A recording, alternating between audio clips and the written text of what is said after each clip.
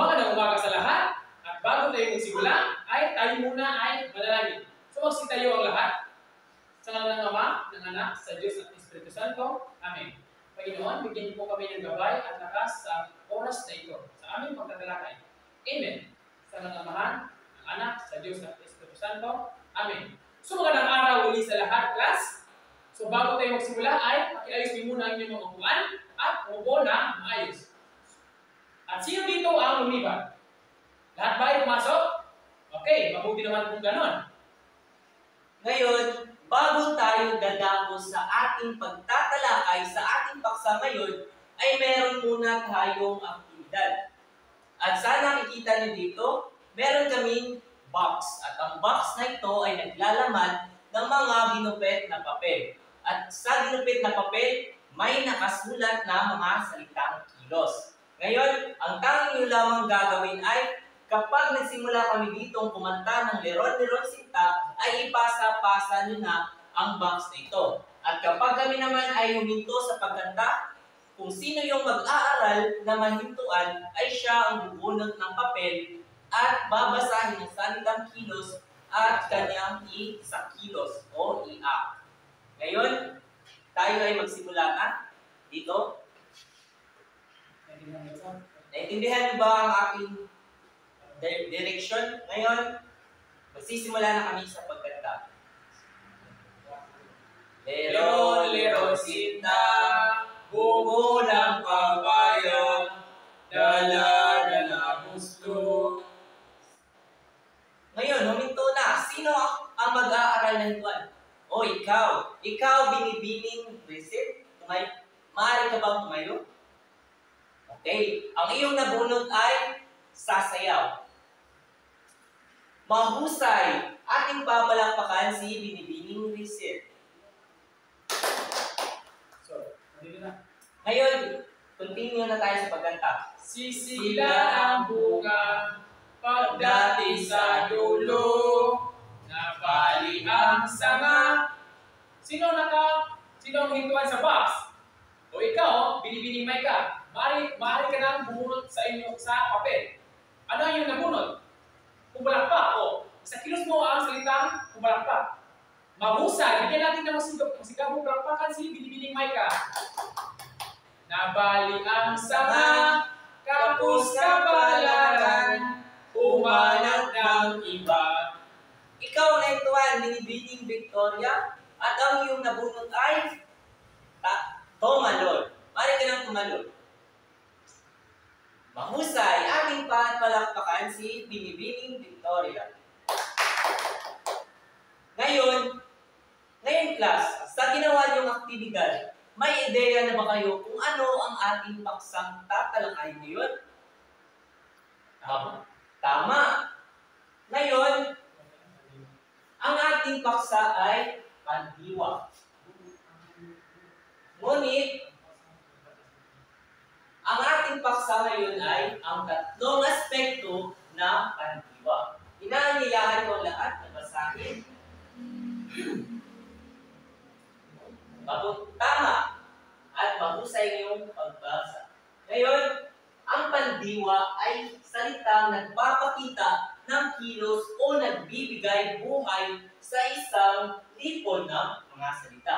So, ibig sabihin, class, ang pandiwa ay mga salita na nagpapakita ng kilos o naglalarawan ng kilos.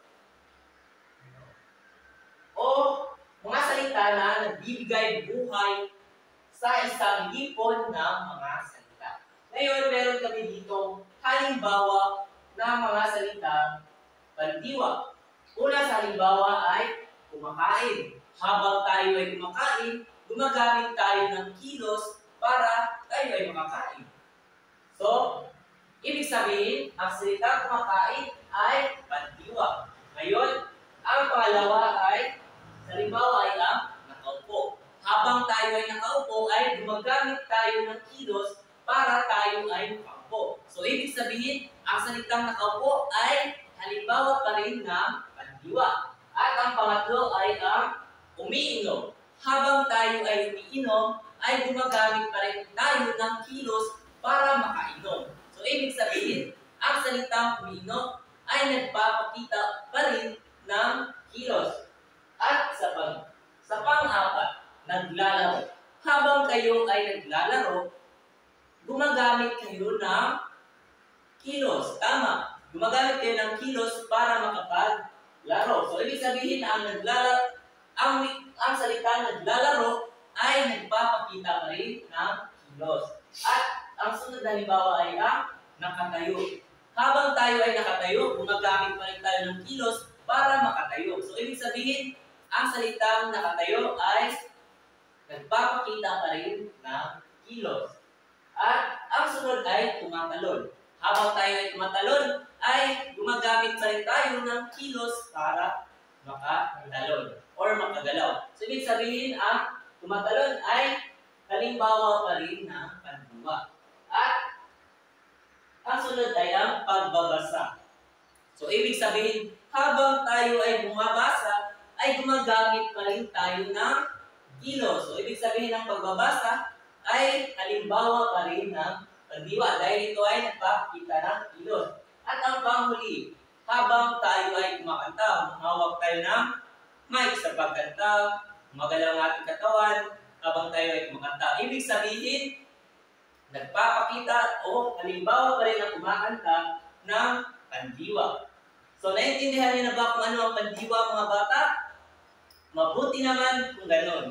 Ngayon, dadako na naman tayo sa tatlong aspekto ng pandiwa. So, mga bata, sino dito ang nakakaalam kung ano-ano ang mga tatlong aspekto ng pandiwa? At dahil walang nakasagot ay aming ipaalam at talakay.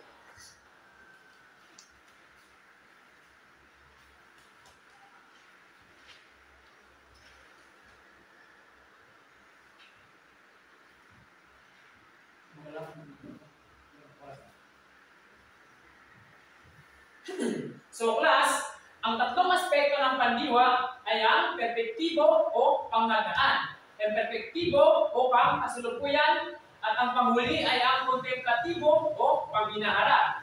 So, sa unang aspekto ng pandiwa ay ang perpektibo o pangnagaan. Pakibasa ang lahat.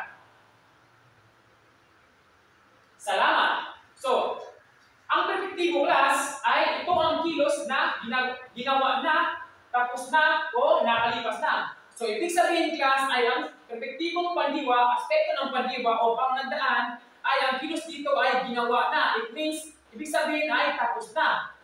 Kahapon na ginawa, tapos na itong ginawa ng tao o hayop. So, akin naman itong gagamitin sa class, ang aspektong perpektibo o pangnagdaan. So, unang halimbawa, si Maylin ay naglawa sa ilog kahapon. So, ang salitang kilos dito, class, ay ang salitang naglawa. So, kaya siya naging perpektibo o pangnagdaan dahil sa salitang kahapon. Dahil ang salitang kahapon ay tapos na. At ang salitang kilos na naglawa ay tapos niya itong ginawa. At kahapon niya na itong ginawa ni Maylin. So, sa pangalawang halimbawa, class, sumayaw si Nakari at Ara ng kuradang kagabi sa plaza. So, ang salitang kilos dito ay ang sumayaw. Kaya siya naging halimbawa ng perpektibo o pangnagdaan ay dahil sa salitang kagabi.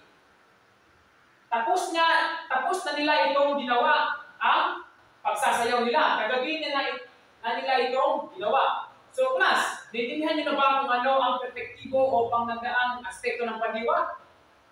Okay, mabuti naman kung gano'n. So, dumako na naman tayo sa pangalawang aspekto ng pandiwa.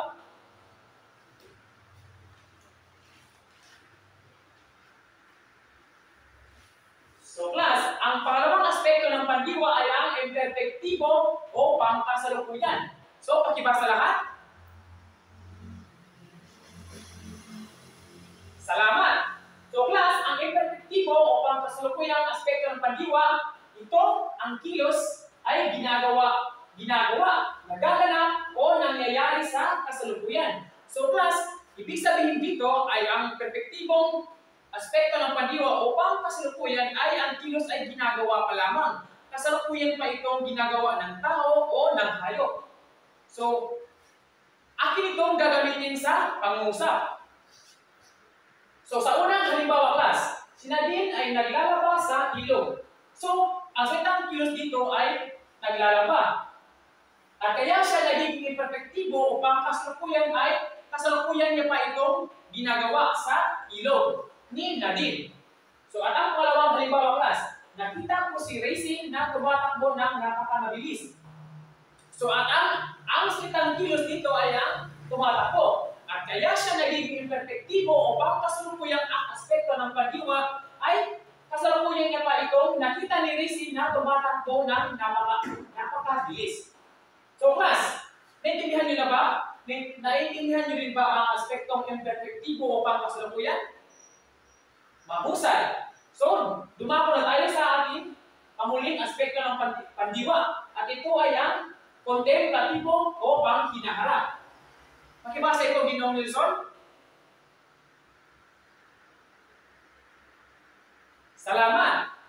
Ang kontemplatibo o panghinaharap, ito ang kilos ay gagawin pa lamang. So class, ibig sabihin dito ay ang kilos ay gagawin pa lamang. So, pinaplano pa lamang na gagawin ang kilos. Kunyari, ikaw ay maliligo mamaya. So, mamaya mo pa gagawin ang salitang kilos na maliligo. So, akin itong gagamitin sa pangusap class. So, meron kaming halimbawa din dito.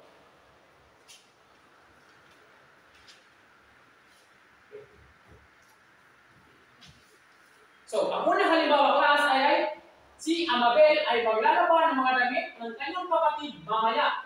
So, class, ang salitang kilos dito ay ang maglalaba, nakasalungguhit. At kaya siya naging halimbawa ng kontemplatibo o panghinaharap dahil sa salitang mamaya. Dahil pinaplano niya pala itong gagawin maglaba sa damit ng kanyang kapatid mamaya pa lamang. At ang pangalawang halimbawa ay ang mga mag-aaral ng edukasyon sa Baiso ay sasayaw sa darating na fiesta sa Poblacion Candihay Hall.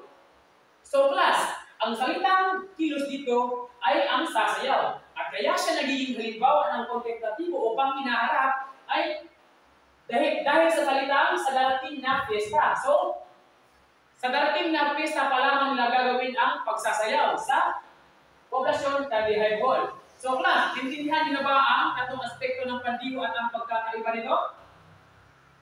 Mahusay naman kung ganun. So, dumako na tayo sa aming paglalapat. Ngayon naman, class, sa aming paglalapat ay meron kami ditong hinandang inyong sasagutan. At naglalaman ito ng mga salitang ugat at ang mga salitang ugat ay yung gagawing pangnaharap, pangkasalukuyan at pangnagdaan. Naintindihan niyo ba ang aking panuto? Mabuti naman kung gano'n. So, sino ang sasagot sa una? Sa pangalawa? At sa pangatlo? Tapos na ba? Okay, ngayon, atin ang iwasto ang iyong mga naisagot. Kung tama ba ang iyong mga naisagot. So, sa una, ang unang salitang ugat ay basa. Ang basa kapag itong ay gagawin na natin panghinaharap ay babasa. Tama ba, class? Tama. Ngayon, sa pangkasalukuyan, ang basa ay magiging bumabasa. Tama bang iyong sagot? Tama. Ngayon, sa pagnandaan, ang basa ay magiging bumasa. Tama bang iyong sagot na bumasa? Mabuti naman kung tama. Ngayon, sa pangalawang salitang ugat ay takbo. Ang takbo sa panghinaharap ay tatakbo. Tama ba ang tatakbo? Tama. Ngayon, sa pangkasalukuyan, ang takbo ay magiging tumatakbo. Tama bang iyong sagot, mga bata? Tama. Ngayon, sa pagnandaan, magiging tumakbo. Tama bang iyong sagot na tumakbo? Tama. Ngayon, sa pangatlong salitang ugat ay ang kanta. Ang kanta sa panghinaharap ay kakanta. Tama bang iyong sagot na kakanta? Tama. Ngayon, sa pangkasalukuyan, kumakanta. Tama ba yung sagot na kumakanta? Mahusay. Dahil tama kayo sa kumakanta. Ngayon, sa pangnagdaan. Tama ba yung sagot na kumanta? Tama.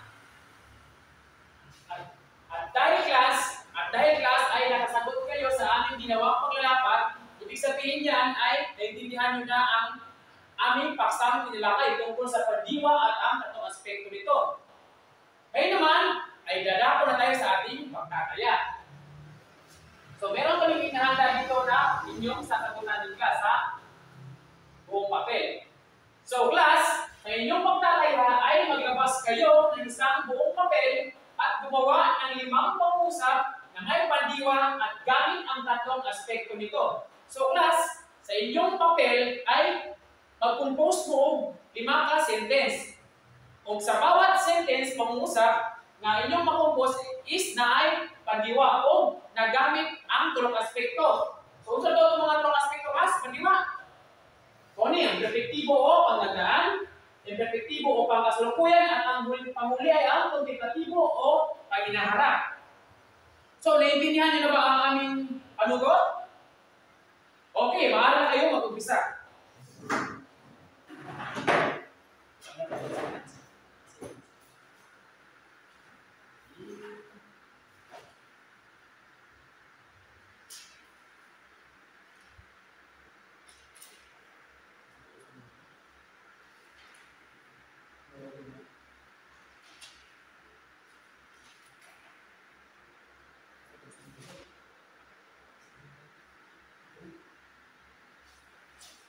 Tapos na ba ang lahat?